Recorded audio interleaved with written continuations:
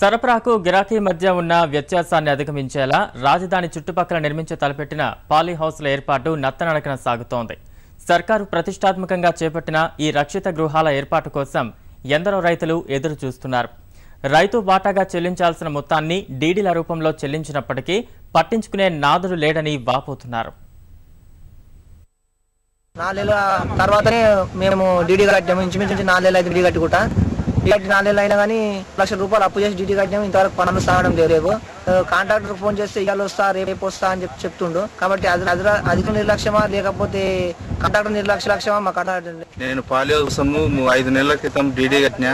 జస్తా company వాళ్ళకు మనకు 45 రోజుల మెట్టెలు ఇస్తామని చెప్పారు. ఇది వరకు ఏం లేదు. బాగా తిట్టంగా వచ్చి మొన్న మెట్టెలు వేసిపోయారు. ఏం రెస్పాన్స్ ఇస్తలేరు. ఫోన్ చేసి ఆయన ప్రైవేట్ కంపెనీ చేయి సార్ చేసి అక్కడ అంటుండు.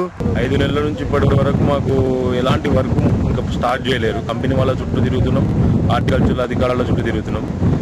ఇది ₹4 ఇంట్రెస్ట్ల కాడికి తెచ్చి పెట్టిన రైతులు చాలా మంది ఉన్నారు మా దగ్గర. ఇది దాదాపు ఇప్పటి వరకు మేము డీడీలు కట్టి 5 నెలలు అయింది. దీని విషయంలో అధికారుల నిర్లక్ష్యం స్పష్టంగా కనిపిస్తుంది. సర్కారు తీరుపై రైతులు ఇలా అసంతృప్తిని వ్యక్తం చేస్తున్నారు. ఇదిలా ఉండగా తొలి ఏడాది కనుక కొంత జాప్యం జరుగుతోందంటున్నారు. కావలసిన పరికరాలను సైతం ఇతర ప్రాంతాల నుంచి తెప్పించుకోవాల్సి రావటం, కంపెనీలు పరిమితంగా ఉండటంతోనే ఆలస్యం అవుతోందంటున్న వారు ఇక వేగవంతంగా పనులు జరుగుతాయంటున్నారు. తెలంగాణలో కూరగాయలు, ఆకుకూరల ఉత్పాదకత పెంపొందించాలన్న లక్ష్యంతో 2014-15లో ముఖ్యమంత్రి కె చంద్రశేఖరరావు కలల పథకంగా ప్రారంభించినదే ఈ రక్షిత గృహాల్లో కూరగాయల సాగు. రాజధాని చుట్టుపక్కల 100 కిలోమీటర్ల పరిధిలో 1000 ఎకరాల్లో ఈ సాగును ప్రోత్సహించ తలపెట్టింది సర్కారు. ఈ కార్యక్రమం క్రింద 127 ఎకరాల విస్తీర్ణంలో హరిత లోగిళ్లు ఏర్పాటు చేసేందుకు ఉద్యాన శాఖ పరంగా అనుమతులు రాగా ఇప్పటి వరకు 35 ఎకరాల్లోనే రక్షిత గృహాల నిర్మాణం పూర్తయినట్లు ఉద్యాన శాఖ కమిషనర్ తెలియజేస్తున్నారు. ఈ ఏడాది లక్ష్యాన్ని చేరుకునేందుకు ప్రణాళికాబద్దంగా ముందుకెళ్తామంటున్నారు. ధర పరంగా ఉన్న భేదంపై చర్చలు జరుపుతామంటున్నారు.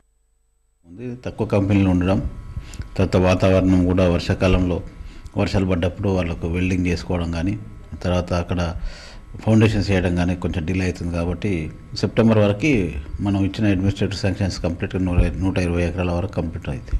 2015-16కి 844 ఎకరాలకు టార్గెట్ వేసుకున్నాం. కొంతమంది కంపెనీలు దూర ప్రాంతాలకు ఖమ్మం, వరంగల్, ఆదిలాబాద్, కరీంనగర్ అట్లాంటి నిజామాబాద్ ప్రాంతాలకి వాళ్ళు పోలేకపోవడం వల్ల కొత్త కంపెనీలను కూడా ఎంపానల్మెంట్ చేశాం. ఒక 5 కంపెనీలు వచ్చాయి.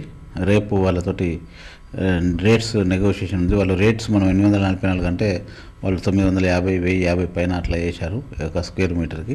వారిని పిలిచి మాట్లాడి ఒక రేటు డిసైడ్ చేసి వారిని కూడా ఈ 5 కంపెనీలతో పాటు ఇంకొక 5 కంపెనీలు కూడా యాడ్ చేస్తే 10 కంపెనీలు అయితే అప్పుడు కొంచెం వర్క్ ప్రోగ్రెస్గా రావడానికి వీలవుతుంది.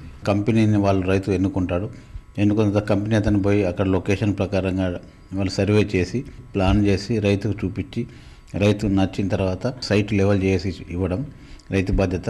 ఫౌండేషన్ చేసుకోవడానికి 45 రోజులు టైం పడుతూ ఉంది. ఒక మంచి వెదర్ పర్మిట్ చేస్తే 4 మాసాలలో కంప్లీట్ అవుతుంది ఒక స్ట్రక్చరు.